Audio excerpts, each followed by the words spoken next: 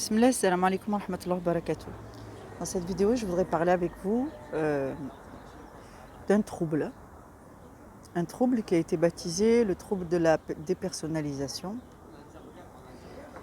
et qui en fait a tous les symptômes, dépersonnalisation, déréalisation, qui a tous les symptômes d'une possession, tout simplement. Possession partielle, c'est-à-dire que dans la possession partielle, tu vas lutter pour prendre le contrôle de ton conscient. Et toi, tu auras l'impression d'être détaché de la réalité comme si le monde n'était pas réel. En fait, tu te retrouves en second plan, que tu puisses agir ou pas. Tu es à distance entre toi et ton être. Il y a quelque chose qui s'est émissé et qui va te donner le sentiment d'être transporté dans une autre réalité, que tout ce qui est autour de toi n'est pas réel. Et ça peut être associé à d'autres symptômes comme la fatigue, le manque d'appétit, la dépression. Voilà. Donc en fait, ce trouble, il existe. Mais la plupart des gens ne savent pas qu'en réalité, c'est un symptôme direct.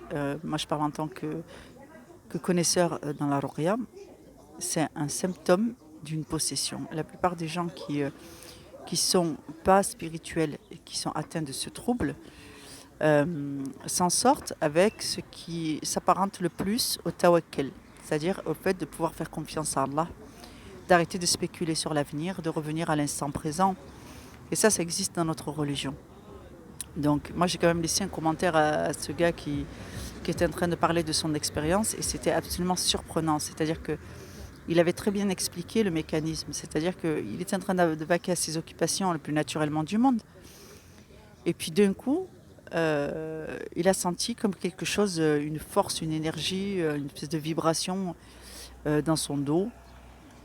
Et comme si en fait il venait d'être incorporé, sauf que lui il ne sait pas que c'est de l'incorporation. C'est-à-dire que là où nous on souffre d'une déréalisation, en réalité ce qu'on vient de subir c'est une incorporation.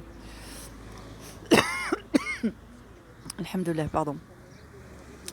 Donc on va souffrir de cette incorporation qui va finalement être l'effet d'une possession avec une distorsion de la réalité, parce qu'en fait, en réalité, à votre façon de voir, vient de s'ajouter la façon de percevoir des entités.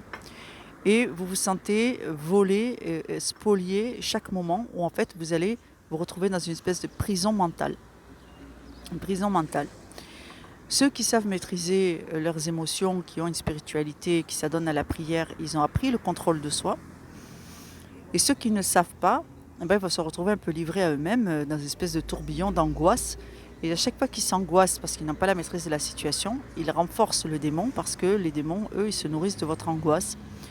Et c'est un aveu de faiblesse aussi que de se plier, comment vous dire, de céder à la peur, à l'anxiété, à l'angoisse, à la peur du lendemain, ce qui est le contraire du tawakkul. Donc le tawakkul consiste à faire confiance à Allah au point que vous n'ayez pas de peur du futur. C'est-à-dire que vous êtes capable de savoir que si vous faites une action, la conséquence, elle peut être négative. Donc, vous maîtrisez vos actions et vous savez que vous ne ferez pas d'action pouvant induire des conséquences négatives. Vous devenez prévoyant.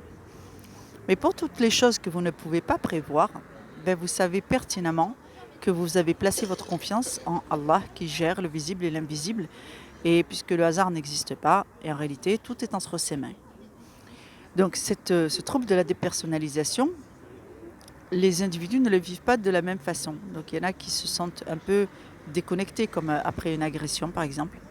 Il y en a qui vont se sentir comme prisonniers de leur être, sans pouvoir, sans moyen d'agir. Ça va dépendre de la nature du démon, ça va dépendre aussi de est-ce que vous avez une spiritualité, et ça va dépendre aussi de est-ce qu'il y a un sihr associé. Voilà, donc la dépersonnalisation, ce symptôme de possession, il peut être dû à un rin, un hased ou à une sorcellerie. Et celle-ci, pas seulement faite par des humains, c'est-à-dire que les djinns eux-mêmes, les démons eux-mêmes font des sorcelleries, les démons eux-mêmes peuvent frapper de hased et de rin. Et donc, c'est vos protections qui vont faire la différence et votre self-control, votre capacité à gérer votre être émotionnel. Et ce que vous ne pouvez anticiper, vous le confiez à Allah. Et c'est une discipline que chacun d'entre nous devrait pouvoir maîtriser. Voilà. Pour le moment, ce sera tout. Inch'Allah qu'Allah vous facilite. Salam alaikum.